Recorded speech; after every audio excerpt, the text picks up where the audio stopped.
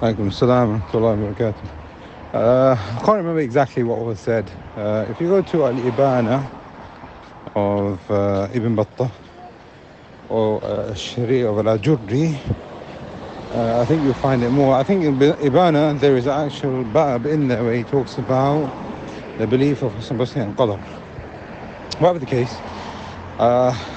from what I can remember and gather, there are three possibilities that happened with al-Hasan al-Basri and al-Qadr. Number one, he actually fell into something and he made tawbah from it. And his tawbah has been recorded by Ibn Awn from the Imams of the Salaf. And he made rujuu of what he said.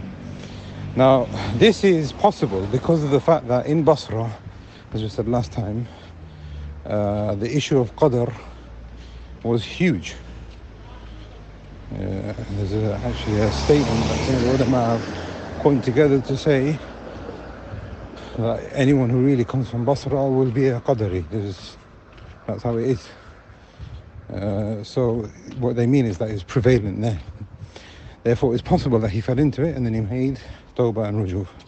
And this has been confirmed by Ibn Awn. Another possibility is that he said something but he didn't mean it in the way that it was understood. And I think I can remember Shaykh al-Albani saying something of that manner, or something similar to that matter, in the same sort of explanation. And with this, it's very important because it's very easy for a person to slip and have his words misunderstood, especially when he is a wa'id. Meaning, the people who want to exhort the people to do good deeds, sometimes they come out with clear Quran, sometimes they come out with clear Sunnah, sometimes they give them a direct, waking and shaking up and rattle them around, make them wake up, make them understand, where they're going wrong in life. But sometimes this reminder and this rebuke and this, call takes a, can we say metaphorical, a symbolic sort of approach. So sometimes there might be someone who says something which could be understood in one way, but then it is said in another way. Let me give you an example. This is not an example of Qadr, but Hasan al-Basri actually said that whoever is not successful when he becomes a fetus in his mother's womb, then he'll never be successful. Now what he means by that is you have been created for a particular purpose.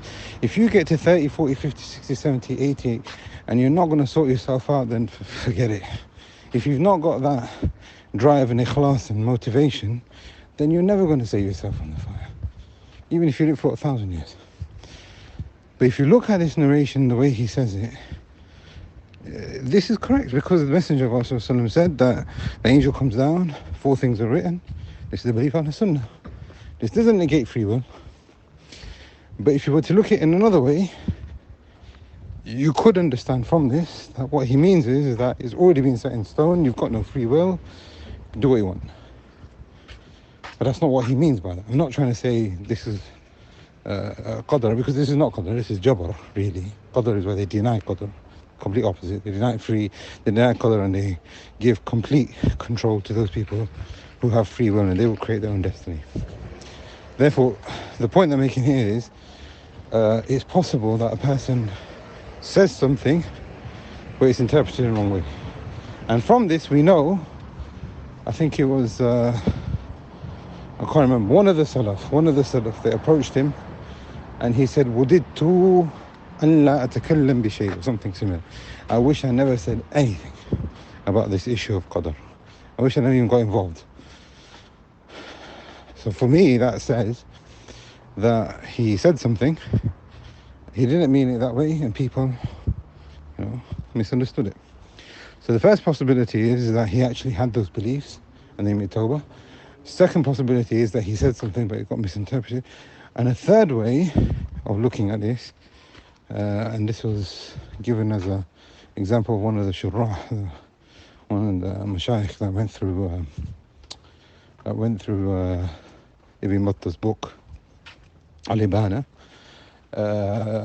They said that he had something and it was spun by the people of Bid'ah intentionally.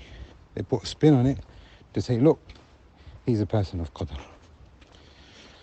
Whatever the case, Wasil ibn Atta and Amr ibn Ubayd, they came from his own halaqah, al-Hasan al-Basri, as in, not both of them directly, but they came from al-Basra, and he rejected their call. And from one of their calls was the issue of Qadr. How can he reject them and, see them as innovators and, disperse them from his crowd when he has the same aqeedah? Therefore, there's possible explanations given by the ulama, but also it doesn't make sense with the facts that we know about him, about his life, about his aqeedah, and about things that happened in Basra at that time. And this is what I can say right now, but I think it requires further research. But even if, let's say, arguments say even if, then the deen doesn't go back to Hasan al-Basri anyway. This is not to belittle him, not to say we don't need him and we don't make dua for him and he's not imam, etc. This is not the case. You see, I just want to highlight this point, which is that sometimes alim may say something, whether he believes in that thing that he is saying and he's been mistaken in, or people have misinterpreted what he was saying and then they will use it for their own gain. That doesn't change the haqq in the slightest, because the religion goes back to the Quran, the Sunnah, and the understanding of the Salaf. And when it comes to the issue of Qadr, it already been established. Ibn Abbas clearly said, anybody who denies the Qadr, they're not from me. So this is what comes to mind. I'm sorry for the length, but this is, I think, a good way of, inshallah, looking at it. And like I said, I think further research should be given to this, because it is important. Barakallah feek, jazakallah khair. We ask Allah subhanahu wa ta'ala to keep us firm on this religion, on this aqeedah, salima, as-safiyah. Assalamu alaikum wa rahmatullah.